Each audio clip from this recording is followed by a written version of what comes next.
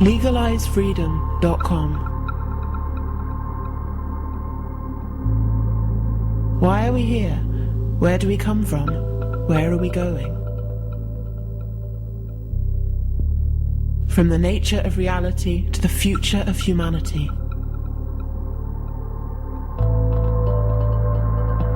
Beyond politics, poverty and war.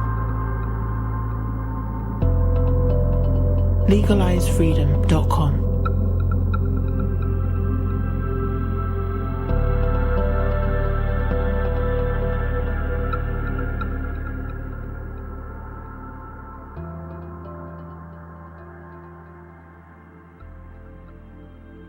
Greetings and welcome once again to LegalizeFreedom.com. My name's Greg Moffat and my guest today is author and international security analyst Dr Nafeez Mosaddeq Ahmed, and we'll be discussing his book, A User's Guide to the Crisis of Civilization and How to Save It, and the accompanying film simply titled The Crisis of Civilization. It often seems that different crises are competing to devastate civilization. The Crisis of Civilization argues that financial meltdown, environmental degradation, dwindling oil reserves, terrorism, and food shortages need to be considered as part of the same ailing system. Most accounts of our contemporary global crises focus on one area or another to the exclusion of the rest. The Crisis of Civilization suggests that the unwillingness of experts to look outside their own fields explains why there is so much disagreement and misunderstanding about the nature of the global threats that we face. The Crisis of Civilization attempts to investigate all of these problem areas not as isolated events, but as trends and processes that belong to a single global system. We are therefore not dealing with a clash of civilizations, as Samuel Huntington argued, nor have we witnessed the end of history that Francis Fukuyama prematurely declared. Rather, we are dealing with the end of the industrial age, a true and fundamental crisis of civilization itself. Hello and welcome Nafeez Ahmed, and thank you very much for joining us today on LegalizeFreedom.com. Thanks Greg, it's a pleasure to be on. Now Nafeez, we're here today to discuss your film The Crisis of Civilization, which is based on your book, A User's Guide to the Crisis of Civilization and How to Save It. So perhaps we could start out with an overview of this, which seems to me to be essentially that when we look at the laundry list of problems that the world is facing, we have a tendency to look at each one in isolation, and this comes from our human nature that we've developed. We're living in a sort of illusion of separateness, and that we're somehow not part of nature, which of course wasn't always the case at all. Arguably for most of our existence we were very much part of nature, and if we take a more holistic view of the situations we're facing and realise that everything's interdependent, then that really does change the game. Absolutely, yeah. I mean, when I started working on this project, I was actually still doing my PhD, and about genocide and the structural context of genocide, and what was happening, what inspired me to kind of look into these bigger issues like climate change and energy and the food crisis, etc., more in detail, was the more I started to look at the kind of surface symptoms of war and conflict, the more you find that there are actually these deeper structural and systemic causes which lead people to engage in conflict, and it doesn't just lead them in a kind of in a kind of very simplistic cause-effect way, which is a deterministic thing, but rather it's because of the ideologies that people carry and the way in which they interpret the structural and systemic challenges that they're facing, that often leads them to resolve it through violence and conflict. So the more I started to look into that kind of stuff, as I started to get more interested in the environmental context of conflict, or the energy context of conflict, I started to realize that even those bigger crises that we're looking at are framed in this very, very fragmented way within the conventional scientific discipline. And that's not to say that science in its current form hasn't brought with it a huge amount of knowledge. It hasn't made massive progress in our understanding of the way certain things work. There's no doubt about that.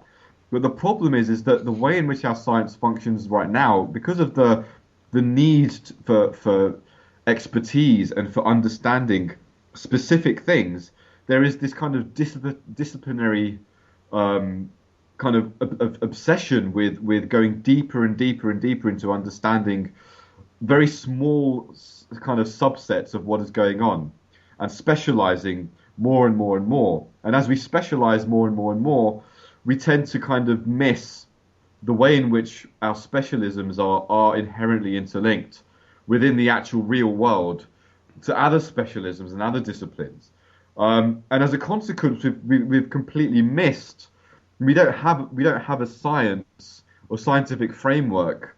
I mean, obviously there are people trying to develop scientific frameworks, and we don't really have ingrained within science at the moment a way of looking and linking up these things holistically and seeing how biology, the environment, physics, all of these things are actually fundamentally part of one spectrum of reality. Instead, we're always looking at one thing. As a consequence, we really are out of touch with the speed, scope, and pace of the crises that are currently underway in terms of climate change, energy, the food crisis, the economic crisis, and the way these are both escalating each other and escalating the propensity to all kinds of conflict. Well, there's sort of a problem of distrust almost of interdisciplinary work, and people who, for example, if you get biologists who are maybe working on a problem and they find that they need to learn something about chemistry, maybe get into that area in order to advance their work, it's almost like the perception is, oh, you shouldn't be doing that, you need to stay within your field. And of course, a lot of the useful and more interesting cutting edge science is interdisciplinary just by necessity, but still there's this persistence that you're out of your depth, and never mind scientists crossing over into other fields. If you have lay people, however well educated, who then perhaps advance ideas or solutions on a scientific basis, that you're not accredited, you're not qualified, you haven't been peer reviewed, etc., etc. That in itself is a big problem. Yeah, I mean, the thing is that I'm all for, and I understand why there are certain standards. Like I understand the logic of peer review, which is that scientific knowledge should be tested, and there should be that you should have peers who have some kind of experience in the field, looking at it and kind of all of them kind of mutually assessing, and it seems like a really great idea. And in practice, however, I think there is a danger, and even there are people who've studied scientific paradigms and how they evolve.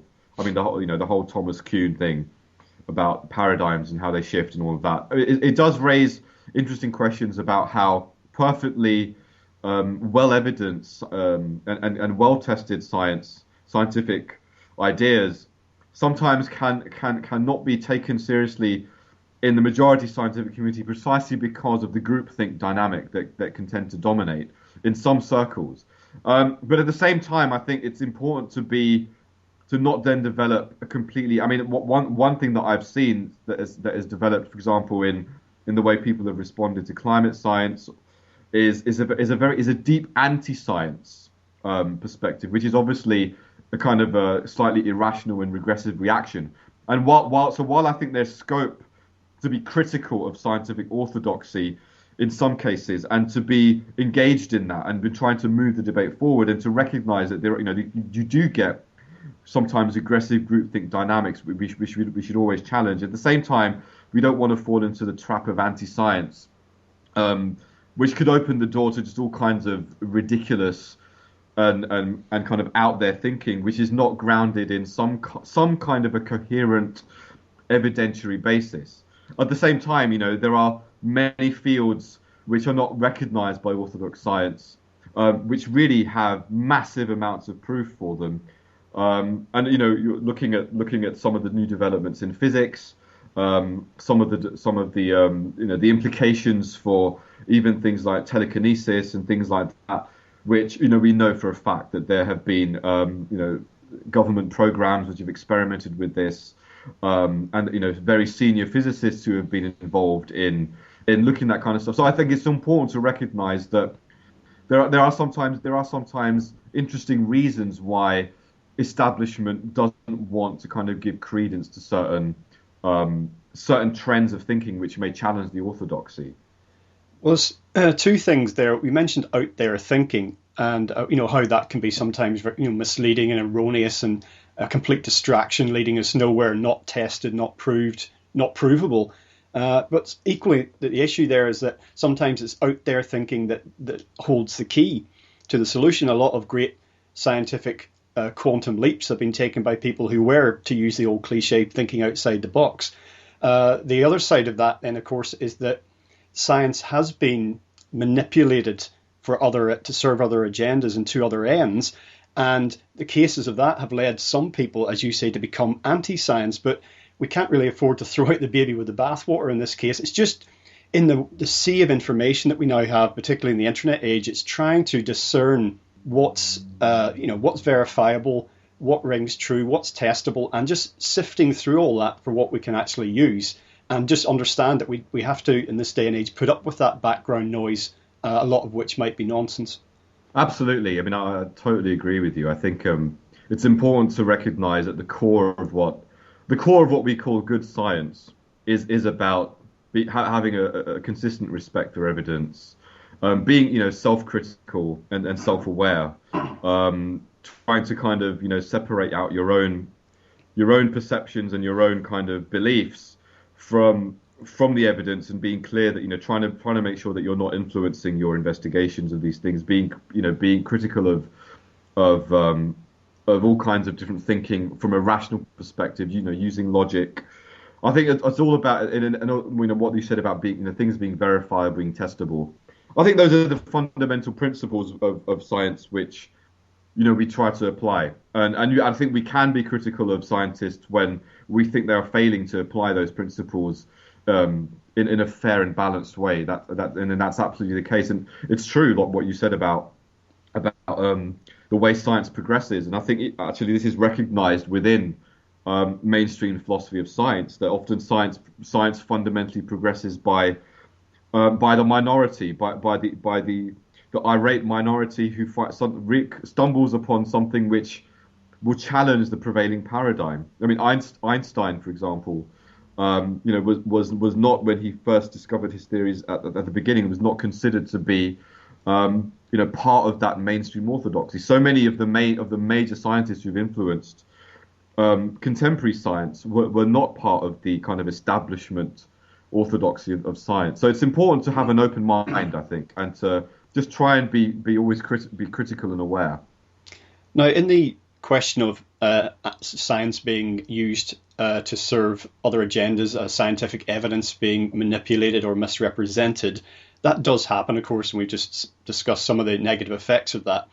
And perhaps where that's most evident is with the issue of climate change stroke global warming, whatever you want to call it.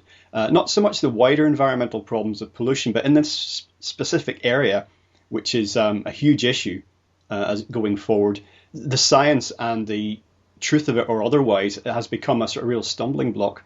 Yeah, there's definitely a perception that the science around this has been muddied. I mean, and obviously in the film we weren't able to go into detail on the issue of how to navigate the spectrum of dissent around this issue. But one of the reasons I actually started this whole project was because when I was starting to go into all of these different things, I myself felt confused by the range of opinions seemingly amongst experts on all of these issues, on climate change. You had some people saying it was real, some people saying it wasn't real, some people saying it's completely man-made, some people saying that it's not even happening. All of them kind of claiming scientific credentials. Even on energy, we still have this big debate about peak oil. Is it happening? Is it not happening? On the economic crisis, what's the cause of it? So in all of these things, I felt that there really was a sense of confusion about what was going on. So I set out to try and that's why I called it a user's guide. I set out to really try to sift through and make sense of all of this stuff. When I went through the climate change stuff, I started off quite confused about that. But as I went deeper into it, it became clearer and clearer to me that generally speaking, there is definitely there's definitely an overwhelming consensus amongst climate scientists on the reality of climate change. And as I went into it, I looked at the skeptic arguments, and there's a whole it's a massive minefield. I tried to tackle most of the main ones in my book, and actually, in the first chapter of my book, I systematically go through a lot of the skeptic arguments to do with, for example, is global warming actually happening? If so, what is causing it? Is it caused by cyclic variations in the Earth's atmosphere? Is it caused by the sun? Various different arguments that are put forward. And I came to the conclusion that climate change is real.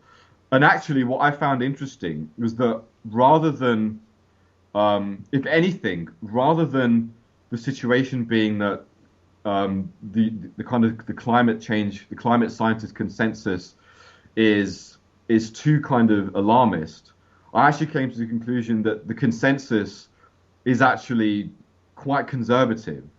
And I ended up speaking to a number of scientists who feel that actually the science there's been an effort by government to actually dampen the implications of the evidence. And we've seen this, and I talk about this in my book, the way that the IPCC has actually been interfered with by government policymakers to try and make its findings more palatable and to fit with a very, very simple kind of business as usual approach to say, we'll just carry on what we're doing, we'll have like carbon trading. And the effect of that, interestingly, has been that governments you've had different political spectrum using climate science in different ways. So you've had people on the more left side of the spectrum in the political scene talking about carbon trading and trying to maximize the financialization of this whole sector and make massive profits out of it. And on the more right-wing side, you've had elements of the political spectrum trying to hijack climate science to basically justify much more state control and saying, we should basically try and use all of this to kind of increase the power of the state, and the public has to basically pay up and deal with this, rather than the fundamental sources of CO2 emissions are not actually just your general public. It's the big companies, it's your airlines, it's most of the big major fossil fuel companies that have lobbying influence on government. So you're talking about big major corporates. They're the ones that need to really be sorting out what they're doing, as opposed to purely the public has to take all the responsibility. So, and then obviously you've got other ends of the spectrum who completely deny the science as well, and say that no, actually we have another view of the science, and they're saying, and interestingly, most of those guys are also taking money from the fossil fuel industry. So it's quite an interesting web of interests that are involved in this debate. Yeah, well, you mentioned the corporate element of all this, which of course, has turned has given skeptics reason to be skeptical even more so, and those who are like on the fence perhaps reasons to join the skeptics, is that what they see with carbon trading and what have you is just another business opportunity. And they also feel, and this is perhaps linked to what you're saying about the implications of climate change that released to the public are perhaps being dampened down somewhat by scientists and government, that people feel that they're being, someone's crying wolf here, that we've been warned that X, Y, and Z is going to happen. Another decade goes by, it doesn't happen, but of course environmental change can happen very, very suddenly, a bit like stepping off a cliff. But it's almost like people are constantly being given reasons to buy into the business as usual model. Absolutely. I mean, I think this is a fundamental concern of the way in which special interests have been exploiting and manipulating science in order to basically justify their own agendas. And this is something that we flagged up in the film, and I've also mentioned in the book, is the way in which the problem of climate change has been. I think the problem of climate change is very real. However, the way in which governments have responded has been designed to continue business as usual and actually to actually empower and increase profiteering by a tiny minority of banks and corporations. And carbon trading is one of those things where if you actually look into it, it has very little effect on actually ameliorating carbon emissions. And there was a study by Deutsche Bank which actually looked into the effect of carbon trading and whether it would deal with CO2 emissions. And their resounding answer was this, it's actually having a negligible effect and possibly making it worse, because what's happening is you've got this situation where, a company which is involved in exploiting the fossil fuels and ripping apart the environment can basically buy loads of carbon credits and say, hey, we've got all of these. Once they've bought those carbon credits, they can put that on their books as this is the amount of emissions that we've reduced, and then they can say we're very, very green. And actually, what they're doing is continuing business as usual, and everybody thinks they're green. So there is this process of greenwashing that people talk about, and this is because governments are aware that the implications of climate change require meaningful transformation of our political economy. If we want to really sort things out, we have to change the way we do things. And they don't really, there's so much inertia, and governments are so much hijacked by these very powerful special interests that they don't want that change. So if you look at who are the main special interests that are advising, say, the American government or the British government on energy policy, it's the fossil fuel industries. And the fossil fuel industries are very, very worried that a shift towards renewable energies, which are cleaner and in some cases much more efficient and in the long term cheaper, that this would basically just completely kill their monopoly in terms of profiteering in this sector. So there's a very real kind of fear on their part, which is why you've got companies like ExxonMobil and others, Shell, BP, who have had a record of sponsoring think tanks and others who are promoting skeptical views of climate science. Well, the underpinning to all this is the sort of dawning realization that industrial civilization is basically unsustainable. And this is mainly down to the energy that it has taken to build it up. Basically, going forward won't be there to maintain it. And we're seeing the signs of that all around us. And that, of course, is the background to the climate change issue as well. But this is not something that, it was people in the fringe to start with, but really it's going to be quite a while before the mainstream, I think, is really going to be putting this idea forward and getting people used to the idea that we need to start preparing for this now. And it doesn't all have to be a negative, but we do need to do something that basically just blocking our ears and covering our eyes and saying, this is not happening. That's not actually a plan. Yeah, absolutely. I mean, it's interesting that the way the debate has evolved and changed over the last decade or so. And I mean, I think if you go back 10 years, there was a point when people who were talking about this idea of peak oil, for example, which is when half the world's reserves are depleted, and then you get this point where it's geophysically more difficult and more expensive to get the oil out of the ground, and you end up using a lot more unconventional and more expensive types of oil like tar sands and oil shale and shale gas. Now, interestingly, you go back a decade, people who are talking about this idea of peak oil, geologists and others and financial experts, were considered a bit pariah.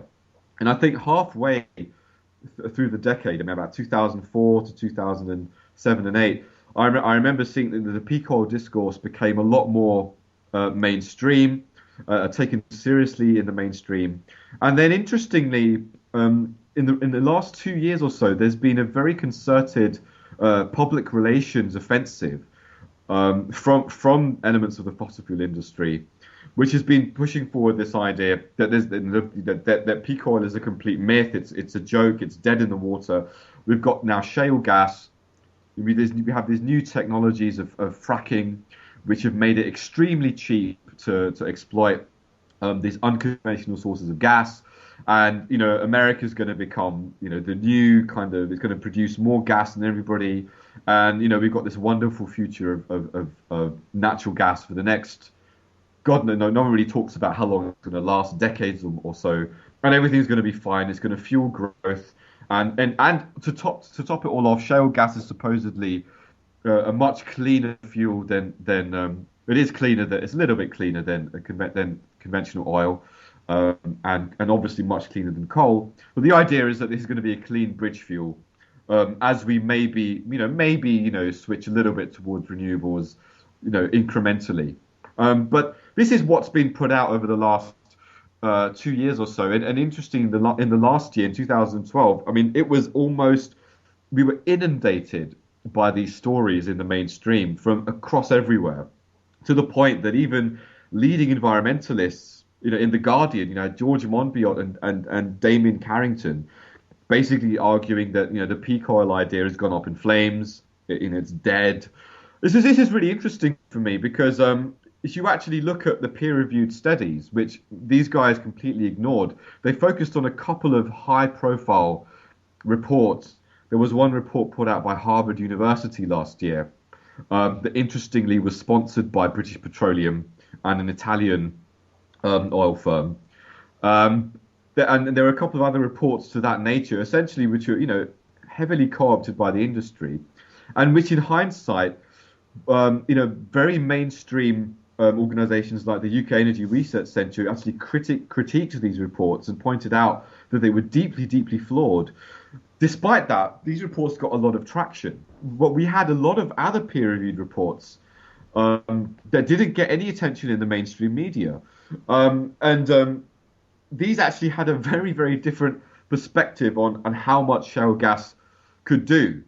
And what they basically said was that, shale gas, absolutely, there's going to be a greater shift towards it. But it's not going to solve the fundamental issue, which is that oil is going to become more and more expensive and more difficult to get out. Flow rates are decreasing and production rates are declining. And shale gas remains very expensive.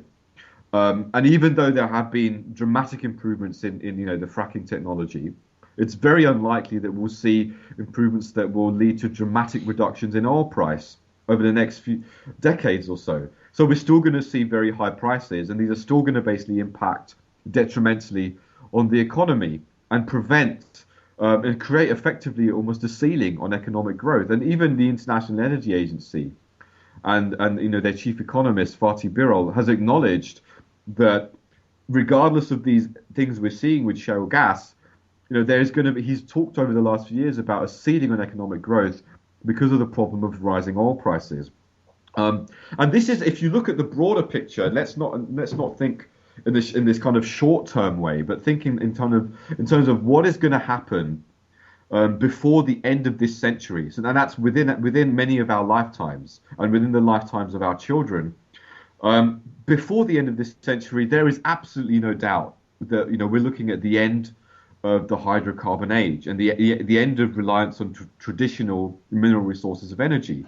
All the studies show that at the very latest, by the year 2040, all of these main kind of traditional sources of energy, whether it's oil, unconventional gas, whether it's nuclear, whether it's uranium, whether it's thorium, and thorium, by the way, is dependent on uranium in terms of fueling reactions.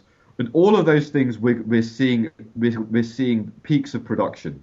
So we're looking at, by mid-century, there will be massive change. There's no option there. And it's quite interesting that none of the people who are engaging in this debate around peak oil at the moment are really talking about the fact that this century, the 21st century, is the end of the carbon age.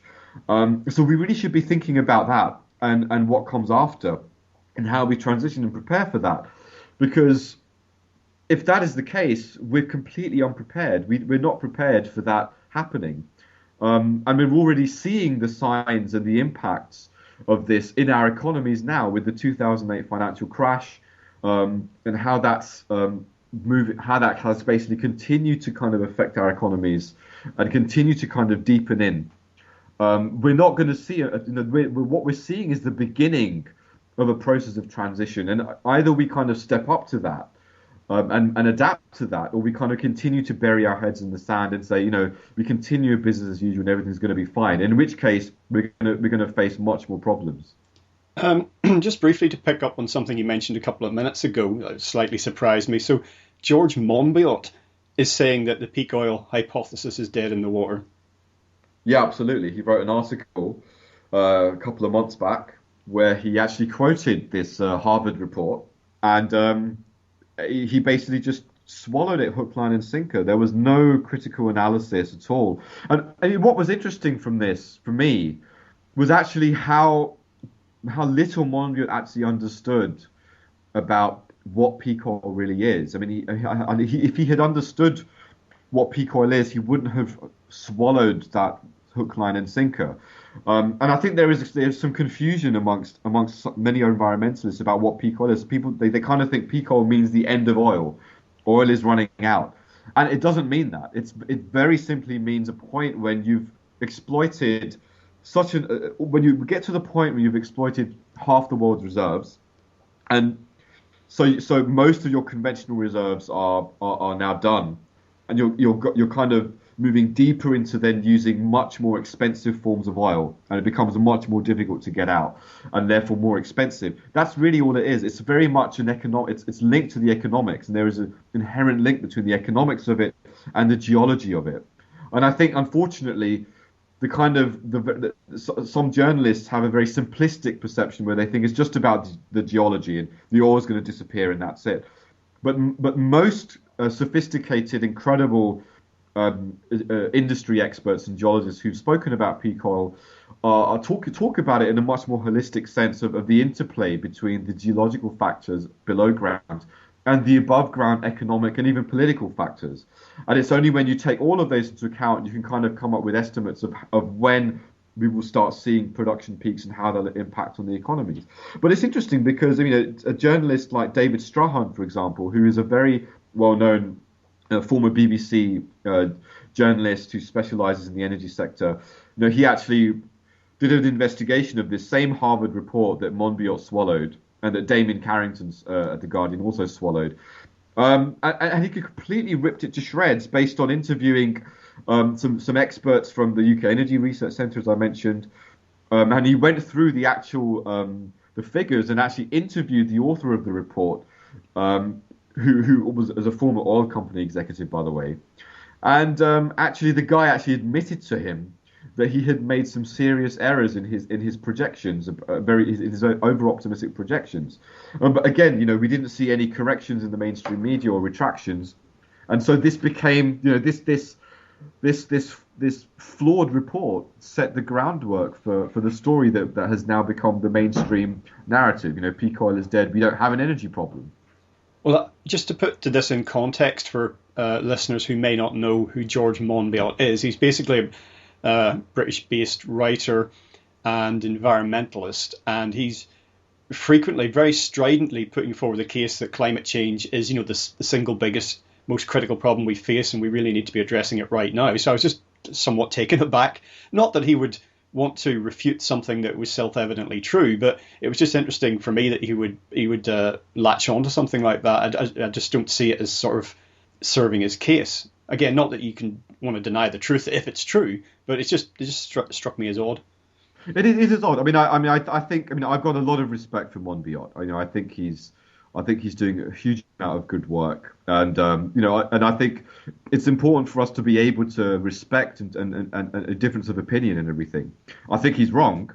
I think he's completely wrong on this particular issue, and I'd be interested to see where this debate goes. But just I'm not completely surprised by it, in the sense that it's interesting to see how much the environmental movement has actually shifted away from recognizing that that we do face constraints on energy, to this idea that actually we've got abundant amounts of fossil fuels, and the problem is that those fossil fuels might contribute to environmental degradation. While I agree that we have enough fossil fuels to burn our way to climate catastrophe, and I think that's a problem, not realizing that there is still an environmental constraint in the way in which we're exploiting our fossil fuel resources, how expensive it's becoming in so many different ways, not just for the environment itself, but also for our economies, which illustrates how unsustainable this process is, really. I think that is something that is missing. But I think that's a symptom of the lack of systemic and holistic thinking, even in the environmental movement itself.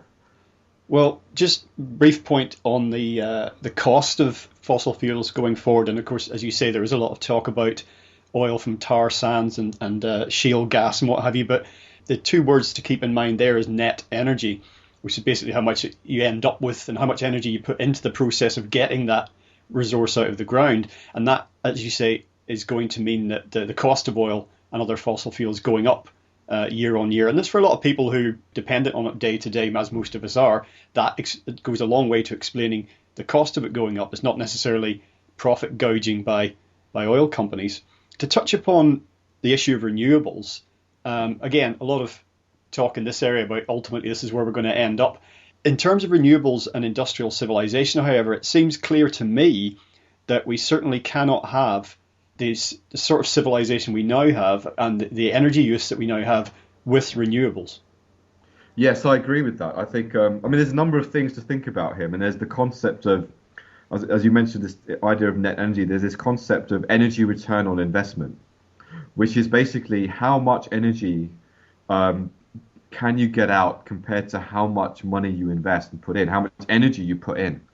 And what we're finding is that as time is going on, as we're depleting our resources, we're getting less and less output compared to what we put in.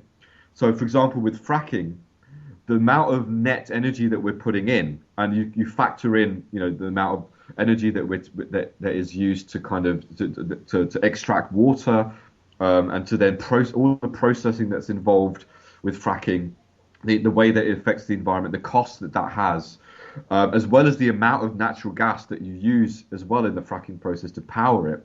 And then you compare that to the amount of actual oil that you then produce, that you've managed to refine. It's much, much smaller than what you had with conventional oil. And that's one of the underlying reasons why energy is so expensive. And interestingly, this does have an implication also with renewable energies. So even though renewable energies, and this is an arguable thing, there's a debate about this, but my view is that the studies which have looked at this, which I think are much more credible and much more independent, generally argue that renewable energies have a much more higher energy return on investment than things like coal and nuclear and shale gas, potentially in the long run. But there's a big debate about that. However, where we have a problem is how high is it, and is it enough to sustain the levels of growth and the levels of economic activity that we've had within the conventional oil framework that we're very used to in industrial civilization. And unfortunately, it doesn't seem to be, fortunately or unfortunately, depending on how you look at it, it just doesn't seem to be high enough. And it seems pretty clear that while renewable energies might certainly be able to sustain some kind of a high technology civilization in the future, there are many complex questions about can these kinds of energies sustain the kind of unlimited growth that we've seen, the unlimited technological and industrial expansion that we've seen over the last several hundred years, which has continued without any kind of limit. Is that possible? I don't think it is. I don't think it's possible at all. It requires much more parity with our environmental limits. And I think the other question that needs to be asked, which people like Guy McPherson have been asking. Guy McPherson is an environmentalist in the United States. He's been asking questions about even the longevity of renewable energies and how long we can sustain that, because the problem is that renewable energies, like for example the batteries that we use, they're not based on renewable sources entirely. So they're still based on mining and use of limited amounts, quantities of minerals, of certain types of precious metals, and other types of scarce raw materials, which some of which are only located in certain parts of the world. So there's this question of is there going to come a point when even that is going to peak? So I think these are difficult questions that if we're really thinking about it seriously, we need to kind of, and I wouldn't want to presume that. I think Guy McPherson sometimes might tend towards a sense that because we can't see any clear answers now, therefore we are doomed towards a kind of regression towards a Stone Age existence, and that is going to be the trajectory. And I think that's a very preemptive kind of it's a very presumptuous scenario. We just don't know what's going to happen. And I think again, if we tell ourselves certain stories and we make certain predictions and we make pessimistic predictions without evidence, then we're in danger of creating a self-fulfilling prophecy.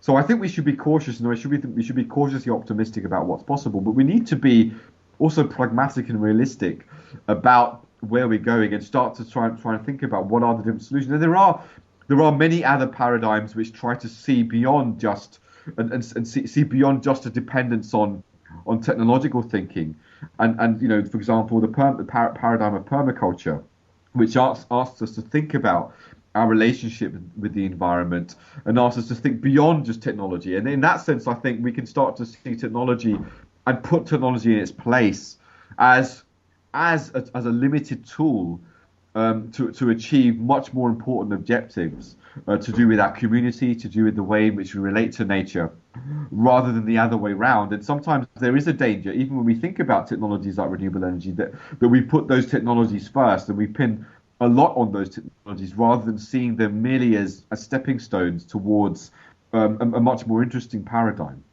Well, yes, as has been pointed out, technology is not energy. So for people who are thinking, oh, there'll be some technological fix for this, well, technology requires energy to make it in the first place. But the mainstream mindset does rather, to pick up on another one of your points, it does rather seem to be caught between what's called the myth of progress and the myth of apocalypse, that the only alternatives open to us are unending growth and progress and the march forward to a great technological future, which I think now has been exposed as false.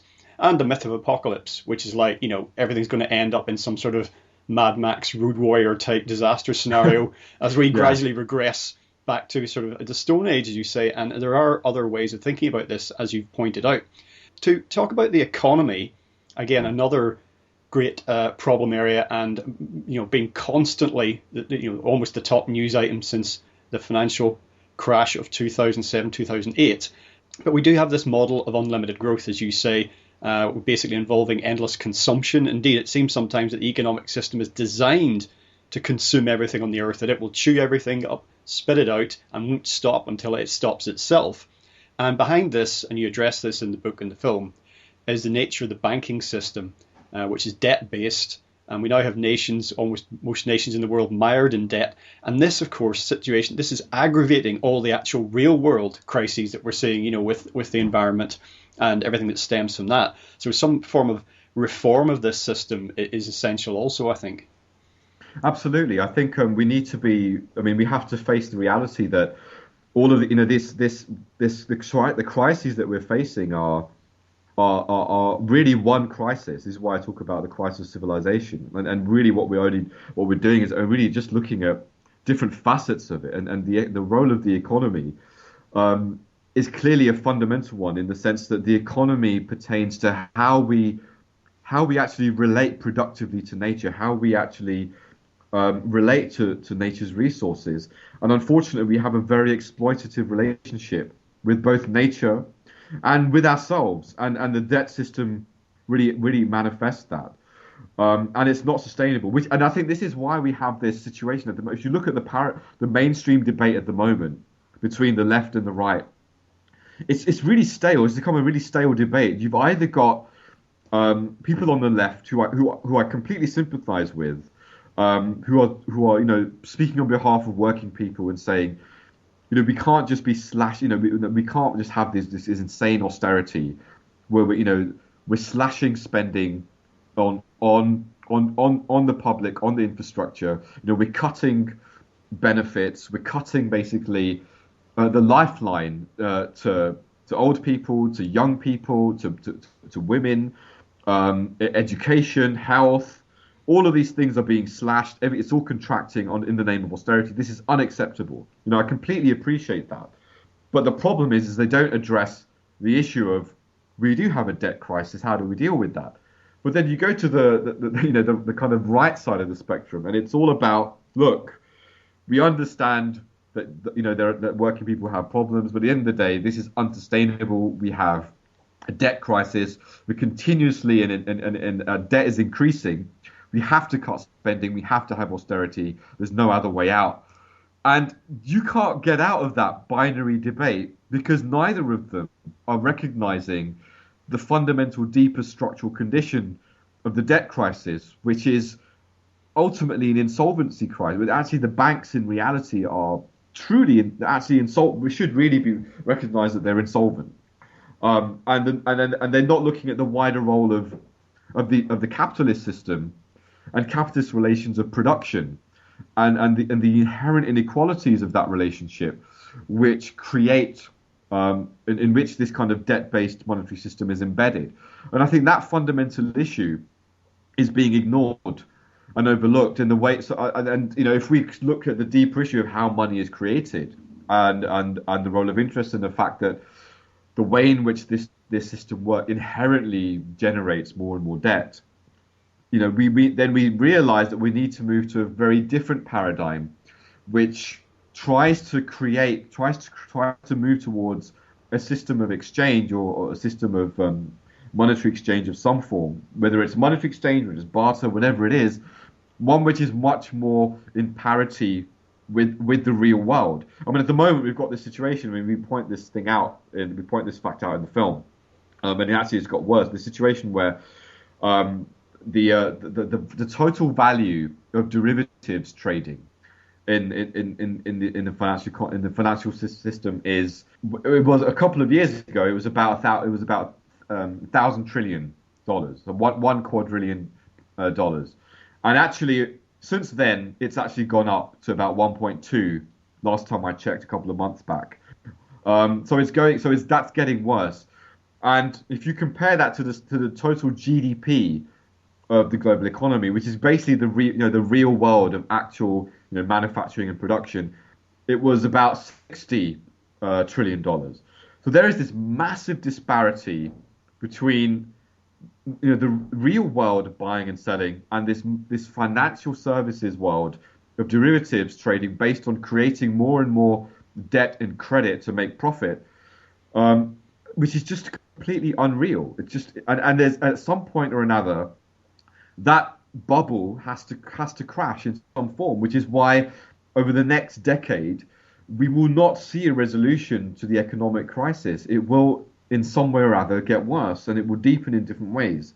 And the only way out of it is to recognize that there needs to be some kind of fundamental systemic transformation of our economies based on a vision of the world which recognizes the global commons, rather than having a tiny minority of the world, and not just owning the majority of the world's wealth, but owning the majority of the world's productive resources and raw materials. We really need to move towards a paradigm where people, communities are the ones who have ownership and access over the world's resources and are able to share it in some way. Now, obviously, that's thinking in. Some people might feel that that's thinking in a very utopian way, and this just isn't going to happen. But the reality is that industrial civilization is not going to exist in its current form by the end of this century. It will not survive. This system in its current form is currently crumbling. It's imploding, and only the people who recognize and have a much more long-term perspective and are preparing and working towards that will be in a position to kind of have a much more positive impact on what comes after. out of this process. But whereas those who are kind of in the kind of short-sighted, short-termist bubble of mad profiteering are not going to be able to see that. Are going to end up pushing themselves into increasing conflict and increasing chaos. And obviously, while the rest of us, may well inevitably suffer as a consequence of the ramifications of that. I think it's important for us to look forward and remember that if we imagine what by the end of the 21st century, how much this system will be weaker. There is a massive and an unprecedented opportunity for us to actually think both globally and locally in terms about, well, what do we want to replace this existing system if it's not going to survive? And we really need to start working towards that. And the more of us that start working towards that, the more that we lend ourselves to that being possible. Now, the environmental and energy and economic problems that we're facing, they all nexus into and overlap with basically the food and water situation, the fundamentals of life.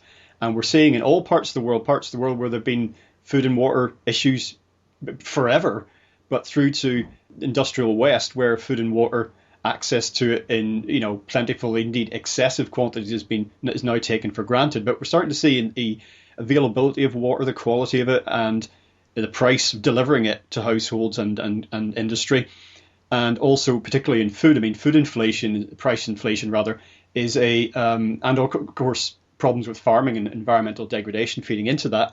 And that's a regular topic now on even mainstream news bulletins. Absolutely, and this. I mean, I think the food and water crises really do illustrate the interconnected complexity of what we're facing, because these crises are a consequence of the interplay, the inherent interconnection of these deeper things like climate change and energy and the economy. We know for a fact that over the last several decades, studies have shown that as global average temperatures have increased, there have been decreases in crop yields in the major food basket regions, which have got worse and worse in the last decade. And in the last few years, the impact of the erratic weather that we've seen with climate change, we've seen so many crazy things happening in terms of weather in the last year or 2 years. And every major food basket region has been affected by those climate-related incidents.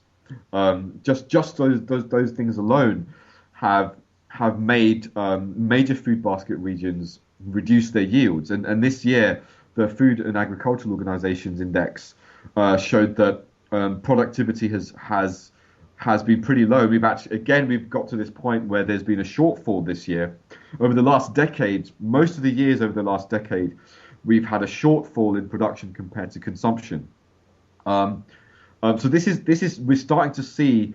We're starting to see us breach the limits of that, and this is being deeply affected by the impacts of the energy system and the economy. So, with the oil prices making everything expensive, that has fed into the food system, and as you said, water as well. It's now.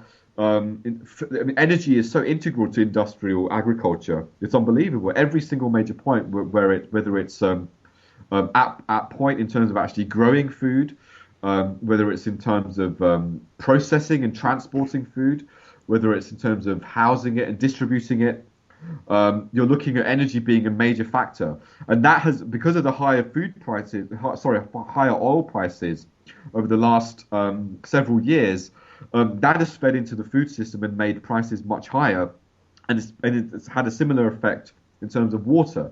And to make matters worse, you've got this predatory financial system where speculators are, looking to invest in commodities, and one of the major commodities is oil and food, and so as they see that prices are going higher, largely because of these seemingly kind of inevitable processes that we're seeing as a result of the system.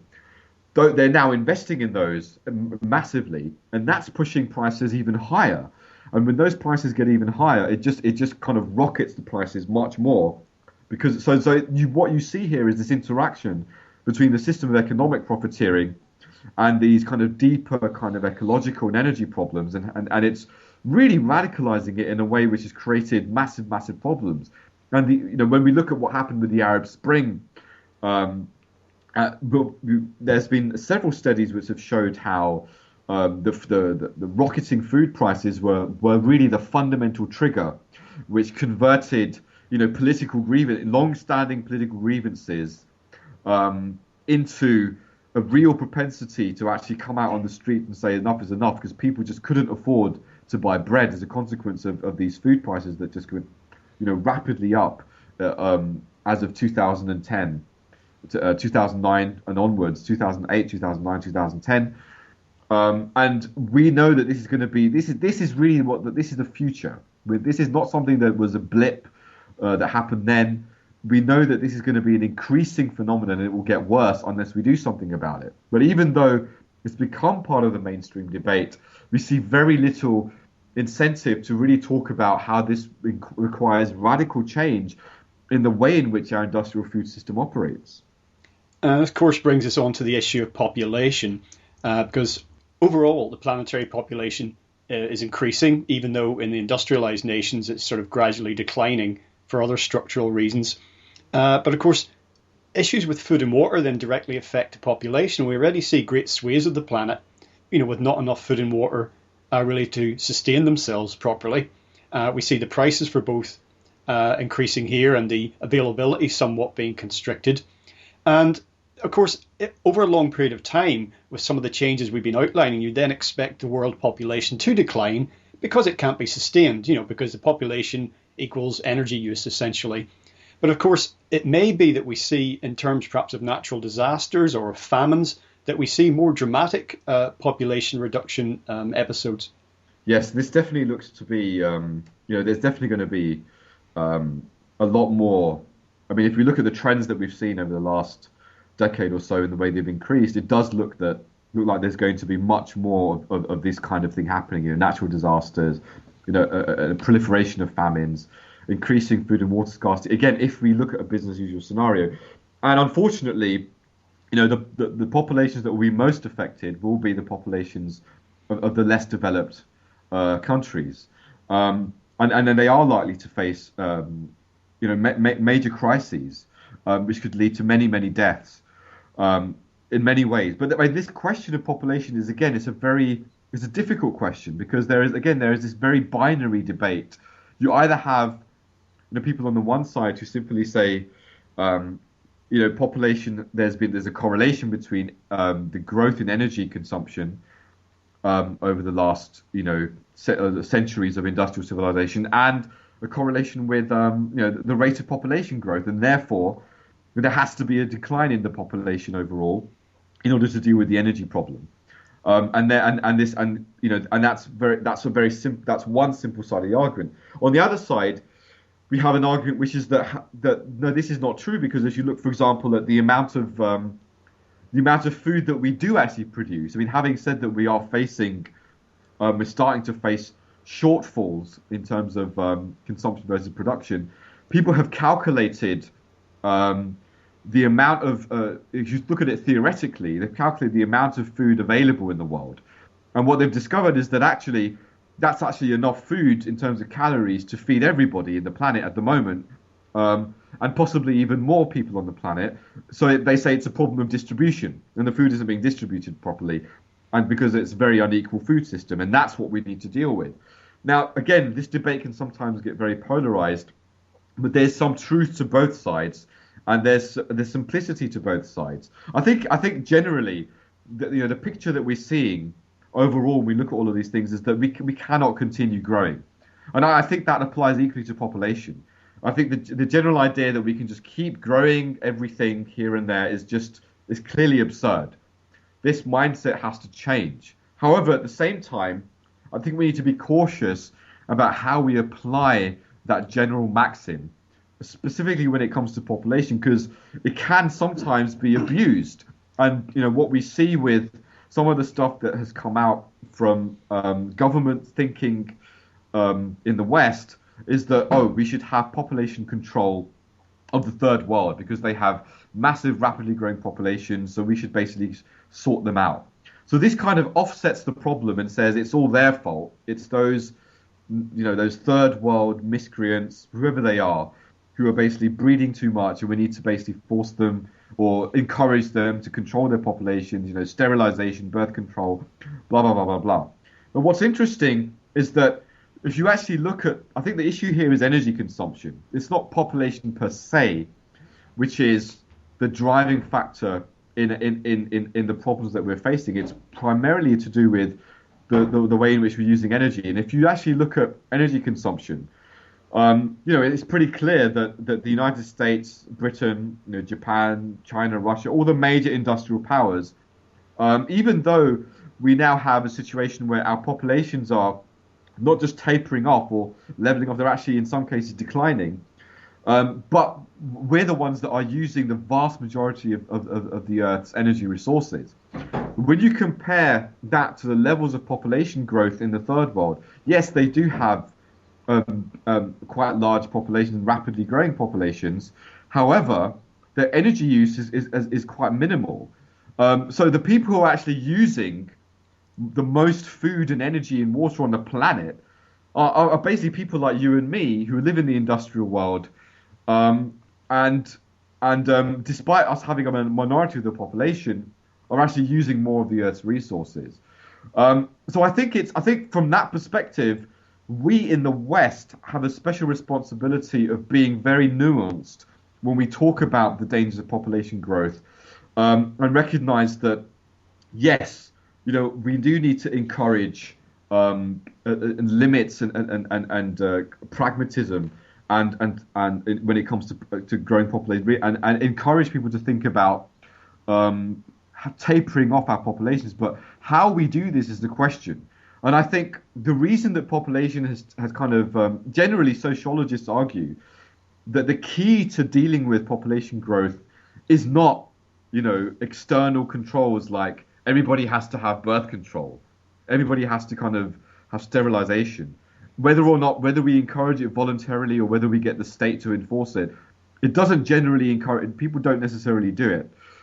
What you want is to get people to feel that they're meeting their own needs. Here in our societies, because we've got to a point where through industrialization we seem to be meeting our needs, the reliance on producing more children as an economic asset has decreased, so we don't need that many children. Whereas what's happening in the third world is people are actually having more kids as an economic asset, because you have more kids and then your kids will go out and work for you, and that increases the labor force. So that's one of the reasons why very poor families in these poorer, less developed countries are relying on, and we have a rapid growth population. Obviously, there's also other issues like lack of literacy, lack of education on issues like birth control and issues like contraception, which also feeds into it. So for me, the key here is that we need to be focused on lowering our consumption, and we need to be offering people in less developed countries ways and offering them ways and insights of finding ways to develop their societies in a way which is not within the industrial paradigm, which is within a new sustainable paradigm, which is based on a much more holistic philosophy of building our societies in parity with our environment. And that requires a much more different way of looking at things. And there are some organizations who are looking at this idea of an alternative paradigm of development, which doesn't involve following the path of industrialization. But that's what I think we need to be focusing on in order to kind of deal with both the issue of massive poverty as well as the issue of growing populations, which are kind of like causing these, feeding into these environmental problems of food scarcity and water scarcity. Now, the issue of terrorism you address in the book and the film as well, and of course that may not appear to be at first, but it is intimately linked to a lot of the problems we've been discussing. And I think it was John Perkins, the author of the book Economic Hitman, which I'd recommend to anybody and everybody, who said that he had met many terrorists, but he didn't ever meet one that wanted to be a terrorist. And of course, there's the issue here as well is what is your designation, what's your definition of a terrorist? And a lot of the problems that we're facing are created by political and economic policies, which are then themselves tied to resources. And it's through these, in some of the more desperate situations that are created, oftentimes ends up in violence and in people organizing violence in the form of terrorism. And you give a really good example of the Taliban's dealings with the oil industry in the film.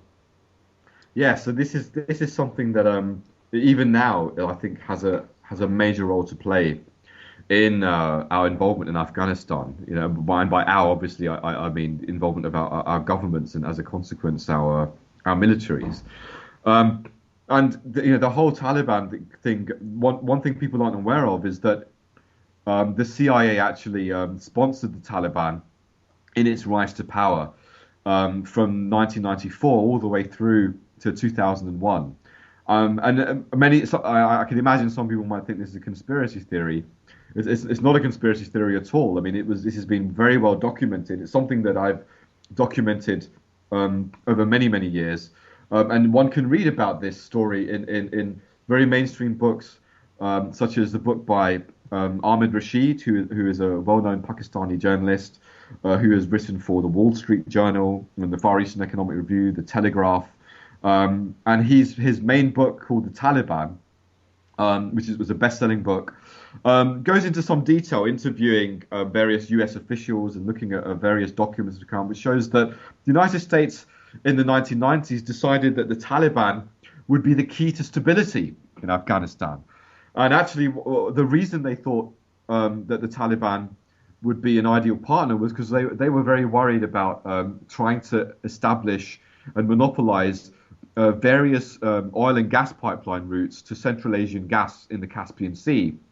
And one of the routes that they wanted to dominate was going through Afghanistan and through Pakistan.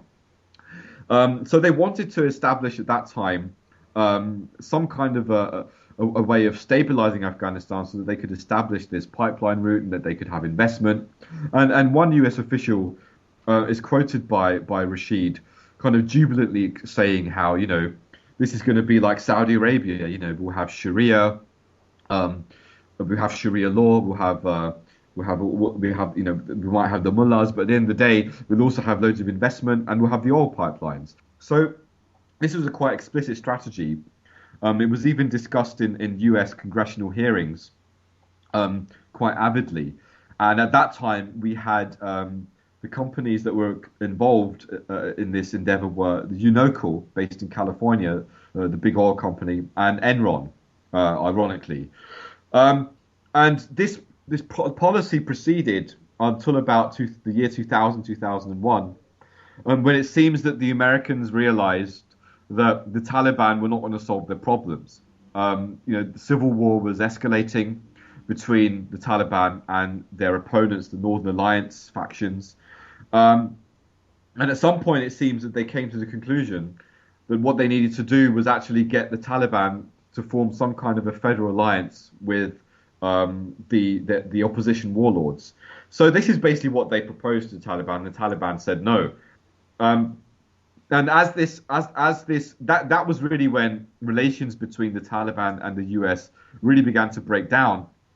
And then we see these series of negotiations with Pakistan kind of trying to play the honest broker between the Taliban and the US between early 2001 all the way to the summer of 2001, where we actually had a meeting. They call these two-track negotiations, diplomatic negotiations, where the U.S. representative told the Pakistani foreign minister, who was there speaking on behalf of the Taliban, and said to them that, look, either you're going to have a carpet of gold or a carpet of bombs.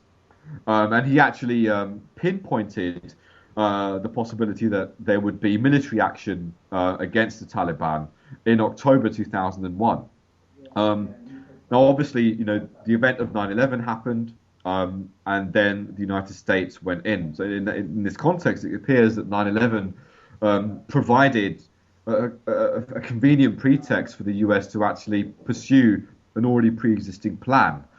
And since then, this kind of interference between this apparent objective of defeating terrorism and the objective of controlling resources has continued to influence the dynamics of the conflict. And in the southern part of Afghanistan, where we've had a lot of the input, the push from the British and the Americans, is precisely where the proposed gas pipeline was supposed to go. And even as late 2006 to 2008, we still had negotiations with the US, pushing forward negotiations to try and get this Trans-Afghan pipeline off the ground. Again, they haven't succeeded, and there still seems to be a lot of instability in the country. But unfortunately, it seems that this has been a major role, and it really does highlight the role of energy in how we end up getting involved in very, very short-sighted endeavors, which result in creating the problems that we then end up having to deal with down the line. Well, of course, the terrorism issue, threat, is being used to justify a lot of the increasing control and surveillance we're seeing now in society. And this is also being used to counter opposition to the business as usual model, including environmental activists in this. And this is all in an effort just to keep things going forward, even though they're breaking down. And of course, you also point out increasing militarism in society. We see this now, American football games. It's not unusual to have troops there. And we saw it very much with the London Olympics. I mean, extraordinary level of militarization there. And you sort of posit that this is sort of being put in place as a structure so that as the crisis manifests in actual collapse, and it might just be episodic at first, sporadic, but that this control system is going to be needed to kind of keep things from complete breakdown. Yeah, it's interesting. When I think there's a debate to be had about how much of this is being is part of some kind of a conception of how the future ought to be, and how much of it is reactionary and based on a very narrow ideological lens. And I do think it's a bit of both. I think there are elements of the establishment which genuinely believe that they have the not just the right, but they have the responsibility to impose more and more top-down structures, because they believe that is how to maintain and perpetuate what they think is really the most advanced system on Earth, and there is an ideological kind of framework for that.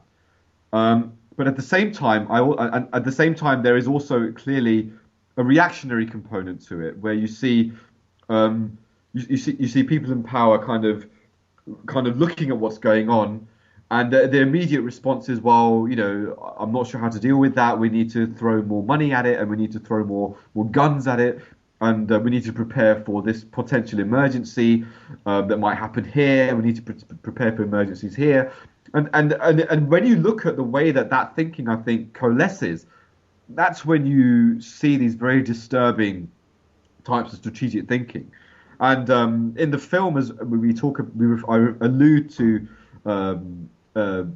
documents that have been produced, planning documents produced by the British and the American and European militaries in looking at global crises.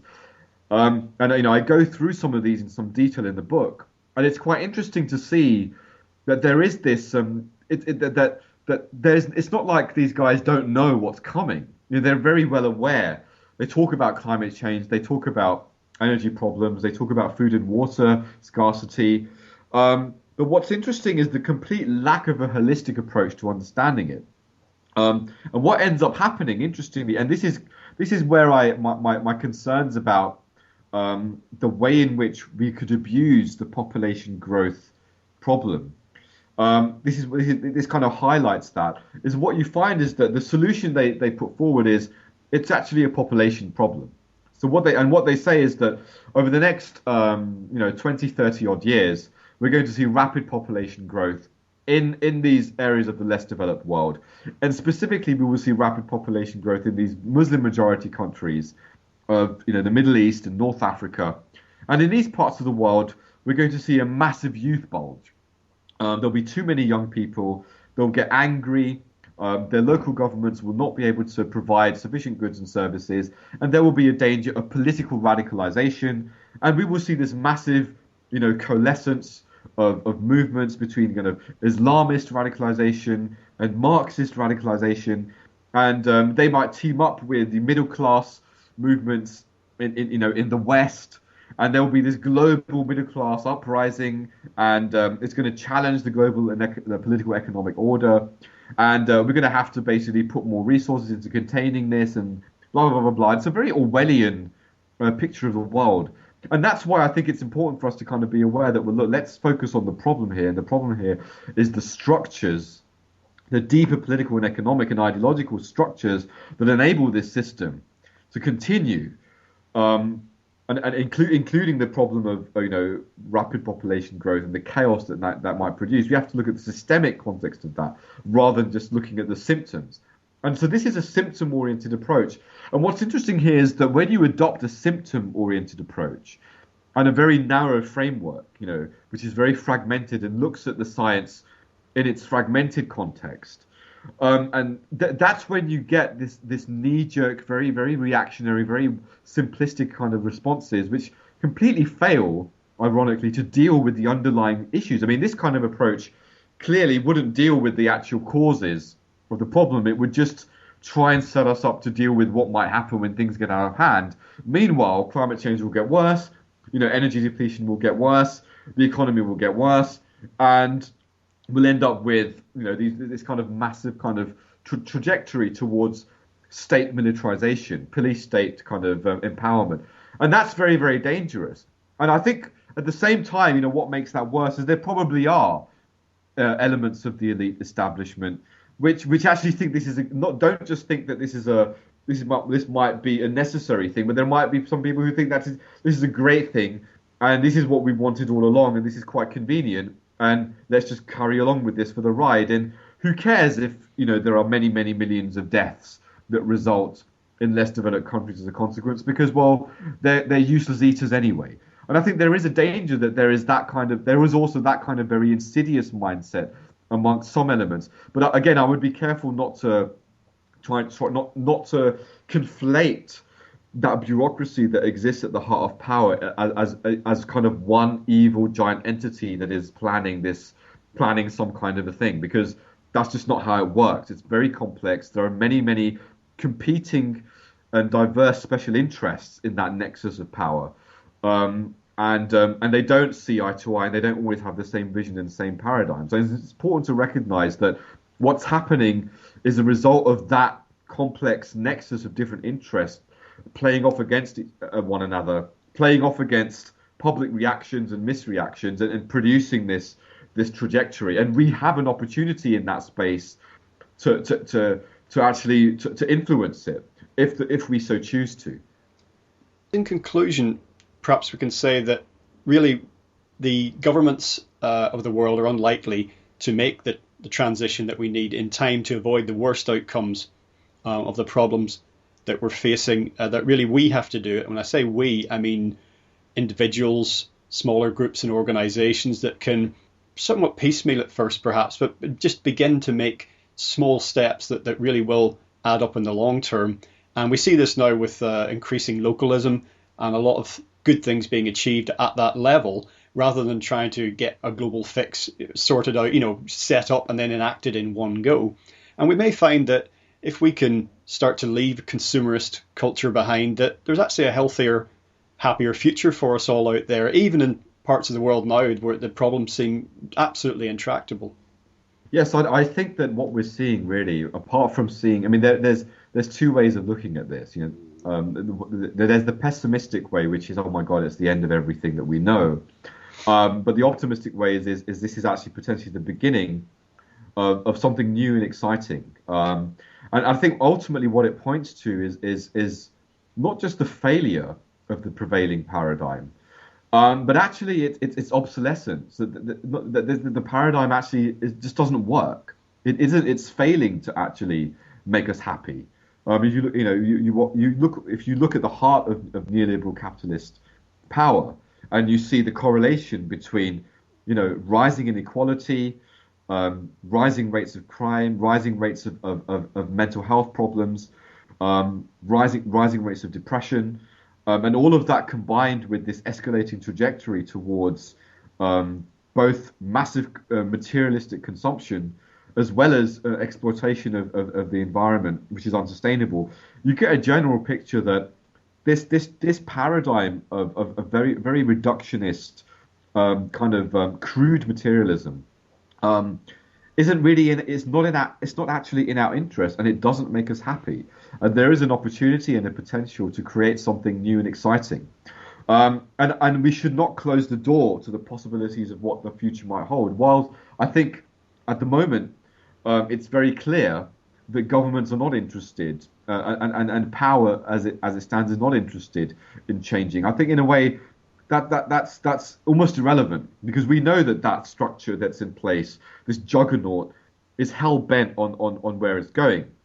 But if anything, that makes it all the more urgent for we the people to begin right now to make changes in our lives, in our communities, in our societies, that can pave the way for what comes after, as and when things continue to collapse and crises continue to accelerate. Because as things do get worse over the next 10 years, there will be an increasing appetite for new ideas, for change amongst members of the population. And I think we've seen this in both East and West, with the Arab Spring, with the Occupy movement. We've seen that there really is a mass appetite amongst the majority of the population for something new and something different. And I think all the public opinion polls show that the majority of people in the US and the UK and Europe are increasingly skeptical of government. They're increasingly skeptical of the way in which foreign policy is going. Despite all of the kind of climate skepticism that we've seen, they're increasingly worried about, majority of the populations are worried about the environment and worried about climate change and feel that something needs to be done. They're skeptical of the banking community, and we're skeptical of our political masters and the way that the parliamentary systems are failing and are effectively not creating real change. And I think what we're missing here is a coherent kind of vision for what comes next. And I think that's really the task that we need to set ourselves as individuals, is to throw ourselves into that task of creating that vision. And what I always tell people always ask me, what do I do as an individual? I feel powerless. What can I do? And I always say to people that, look, I feel like I'm the same as you. I'm just a guy who has come across this information, and I tried to do what I thought I could do best. To do what can I thought, I'm a writer, I have an academic background. What I can do is try and bring these ideas together and create something coherent out of them, and give them to people and say, and try and educate people. And I think what each of us needs to do as individuals and in our communities is say, as an individual, what have I got to give? What are my skills? What are the things that I enjoy? What can I do to create change and create something new that will be slightly out of sync and slightly out of that will break with the same doldrums paradigm, not just in wider society, but even in my own life. What can I do that is different and new, and create something new? And get together with your colleagues, with your friends, and work together and see how you can create a new pattern of change and activity in your life, in your community, whatever it is, however small it is, however modest it is, and do that. And I really think that the more people that actually start adopting that kind of mindset, that we actually want to start creating things which are new, however small, in our lives, in our communities, I do believe that there is an immense possibility of change. And I don't think it's going to be easy. I'm very, very conscious of the fact that we're part of this juggernaut system that is going to create massive catastrophe. But I don't see that as a reason for us to stop and kind of give up and say, well, that's the way it's going to be. If anything, I see it as a reason to be more determined than ever to plant the seeds of something positive and something good, that even if that's not taken up by this generation, that it's taken up by the next generation and the generations after them. Wonderful. Well, Nafeez, Crisis of Civilization is the film based on your book. Perhaps you could tell people just about where they can check both of those out and any other information you'd like to give out, websites perhaps. I know you have a blog, for example. Yeah, sure. So I mean, the film is now available for free online. You can watch it at www.crisisofcivilization.com, spelt with a Z. And you can also, if you want to help out, you can buy the DVD and send it to your friends. We're still open to people doing screenings. You can actually download the film for free using torrents, and you can spread it around in any way or form. And we encourage people to screen it in their communities if they want. People can also get the book and find out more about the book at the same website. And apart from that, if people want to learn more about my general work, they can check out the website of my think tank, which is iprd.org.uk. And I also write a blog where I host a lot of my journalistic stuff, which is it's just Nafeez, nafeez.blogspot.co.uk. Well, Nafeez Ahmed, thank you very much for joining us today on legalizefreedom.com. Thank you so much, Greg. It's been a pleasure. Well, that's it for another week. As always, thank you so much for listening. If you enjoyed the show, please check out the website. That's legalize-freedom.com. You can spell legalize with an S or a Z. There you'll find an archive of programs and many equally fascinating topics. Until next time, I'm Greg Moffat, and you've been listening to legalizefreedom.com.